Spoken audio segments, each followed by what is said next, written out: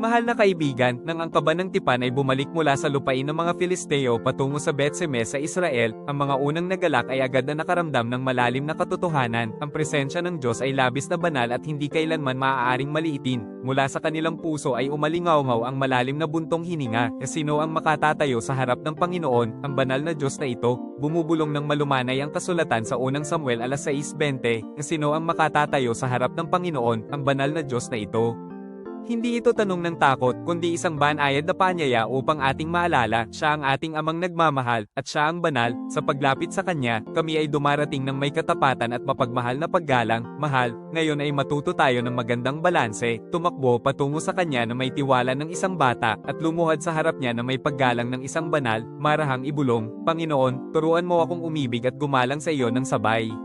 Yayakapin ka ng kanyang biyaya, at tatayo kang matatag sa kanyang presensya.